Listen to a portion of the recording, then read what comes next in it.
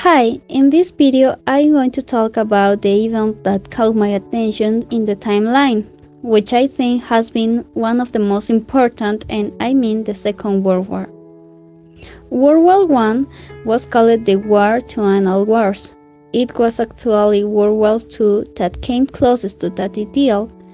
The brutal devastation, the extermination of cities, entire populations, and of course the use of atomic bombs finally shocked the human consequences about its destructive capabilities.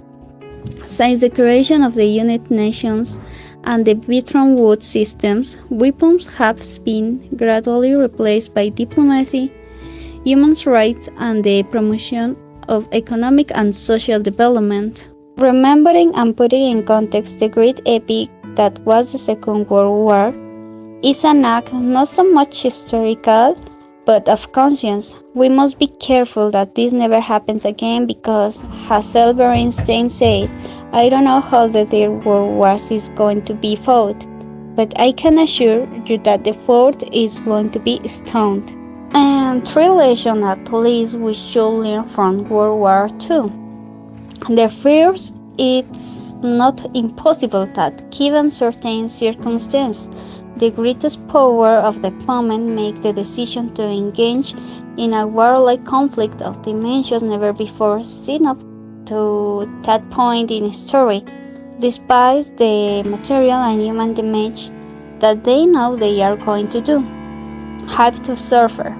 To assume that an armed conflict between superpowers is impossible because they will avoid suffering circumstances never before experienced of because nothing similar has been experienced up to that point is now to learn from this lesson.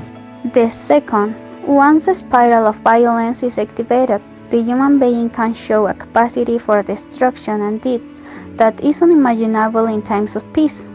The very dynamics of the armed conflict can lead him to commit massive atrocities that perhaps, outside of these dynamics, will never be considered in order to subdue his enemy. And that leads us to a third lesson. Human beings also have the ability to become aware of and design or redesign institutional arrangements at the international level to at least try to reduce the possibilities of an armed conflict of such proportion or to assist in peace work where may be possible.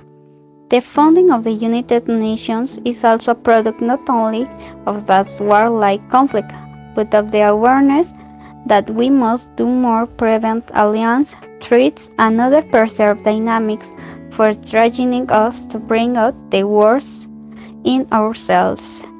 And that's all. Thank you.